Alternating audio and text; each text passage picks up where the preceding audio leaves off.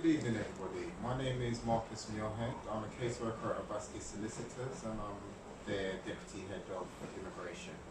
This short video today is in respect of the Windrush Application Scheme and those of you who may qualify under that scheme. As we all know, there was recently a big scandal regarding people who had come in the Windrush generation and settled in the United Kingdom, where the Home Office had lost or destroyed their documentation, and sometimes those people had lost their documentation themselves and had been detained, removed, lost their jobs, lost their right to housing, and had difficulty accessing NHS treatment and care. Today I just want to go over the various routes under the Windrush Application Scheme and who it may apply to. Right. The first section of people that the Windrush Scheme applies to are those who came from a Commonwealth country and they arrived in the United Kingdom before the 1st of January 1973, and they've been continuously resident in the UK since their arrival. A common misconception in respect of the Windrush Scheme is that it only applies to those who come from the Caribbean.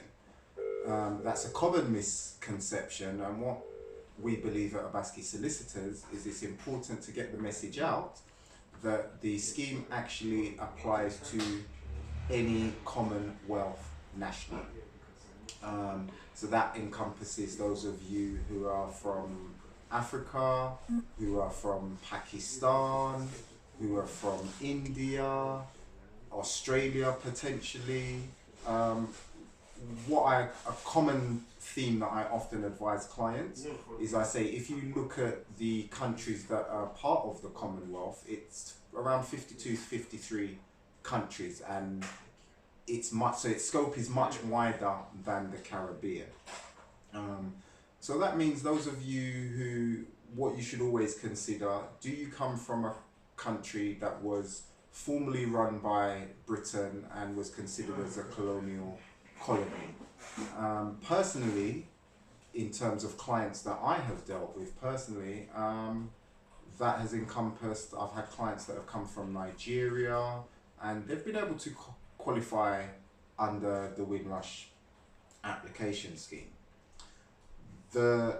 What is a common misconception as well, what people need to understand is depending under what route under the scheme that you apply for will depend on the outcome in terms of yes, you can have a successful application, but there's a distinction between those who qualify for British citizenship and those who qualify for indefinite leave to remain.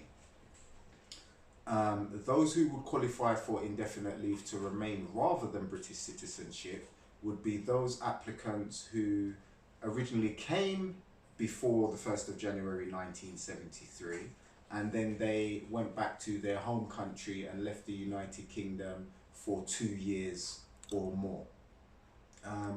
As an example, I had a client who came to the United Kingdom in the 60s, spent roughly about 5 years in the United Kingdom, and then decided to return back home to Nigeria. This person then later came back to the United Kingdom as a visitor, and we were able to submit a Windrush application on his behalf, and that was a successful outcome and he was granted indefinite leave to remain. We've also had clients who came as children and their parents arrived before 1973, even though the children came after. So in this particular case, the applicant arrived around 1989. However, the parents had been in the UK prior to 1973. We were able to actually get that client British citizenship rather than indefinite leave to remain because he qualifies under the scheme in respect of he's a child of a Commonwealth national or someone who had settled in the United Kingdom prior to 1973, and before they were 18 years of age. So what that means is if you came to the UK as a child and your parents who you came to join were in the UK before that cut-off point of the 1st of January 1973, there is a potential for you to qualify under the Windrush scheme. There's also an avenue open for those of you who have actually come from any country in the world, and yes, I do repeat, any country, so it doesn't just apply to Commonwealth nationals. You can come from any country around the world, and if you have been in the United Kingdom before the 31st of December 1988, then it is possible to obtain indefinite leave to remain. However, to qualify under that part of the scheme, you need to have been in the UK before the 31st of December 1988, and you need to have been resident in the UK since that date to present. Now, it doesn't actually matter whether you had status either now or when you came. What is important is that you actually arrived in the UK before the 31st of December 1988 and you are still currently present in the UK. If that is the case, then it is possible to get you indefinite leave to remain. That is an avenue that we often advise clients to use who have issues in respect of, as an example, you may have been born in the UK. You may have been born in the UK in 1985 as an example, but at the time of your birth your parents didn't have any status, so you're not regarded as a British citizen. Now, even though you were born in the UK, and if you've spent the first 10 years of your life in the UK, it is possible to register as a British citizen. The issue is often the Home Office fee, which is £1,330, there or thereabouts. And also you have issues in terms of having to pay a legal representative, which can often cost roughly about the same amount of money. So you're then looking at having to spend £2,500 to £3,000. Now, if you don't necessarily have those funds available, the beauty of the Windrush application scheme is it's actually totally free. Yes, you heard correctly, it's free. There is not a Home Office fee in relation to the application. What I would advise people, however, is I would advise them often, unless your case is one that is a straightforward case, I would always advise you to seek legal advice, even if it is in respect of seeking legal advice before submitting the application yourself. So at our firm, as an example, we often do consultations. So for £144, you can get an hour consultation. You can attend our office with your documents. We will review your documents and then we will advise you. If, however, you decide that you would rather that we actually submitted the application for you, we actually do operate a reduced fee rate because we feel that it's something that this has had an effect across our communities. Whether you're of Caribbean descent, African descent, it doesn't matter, Asian, it affects us. So what we have actually come up with is we've come up with a scheme where we do charge a reduced fee for those types of applications. The other point I would like to make is, in terms of the Windrush application scheme, is for those people who have relatives that are abroad and they believe that they may qualify under the Windrush application scheme.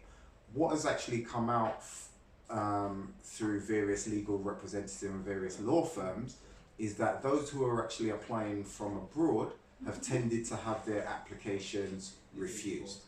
So again, what we would advise is before you actually submit that application, we would say, come seek the correct legal advice, we will give you that advice. If we believe that there is a good chance that we can submit a successful application, we will advise you so. If, however, we believe that the application would not be successful for whatever reason, we will inform you of those reasons rather than have you waste your money and just spend money with us just for the sake of it. Finally, what I would like to conclude on is, and this is in terms of any application when you're dealing with the immigration rules and the Home Office. The Home Office are not your friend. They're not there to assist you. They're there to protect the UK borders and to ensure that people meet the requirements. They can also be quite harsh with their interpretation of the rules and the various requirements. And in my experience of 9 years of doing this job in terms of submitting applications to the Home Office and representing clients before the first tier and upper tier tribunal, is that you can lose a case because you have provided bad evidence, because you have had bad legal advice, because the law is the law, and if you do not meet those requirements, your application or your appeal won't be successful.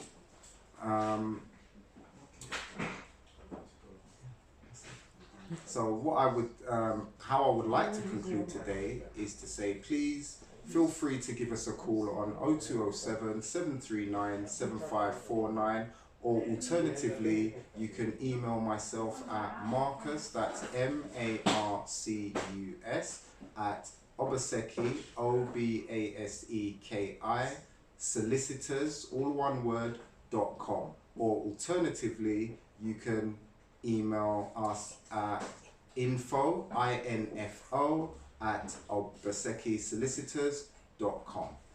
Good day.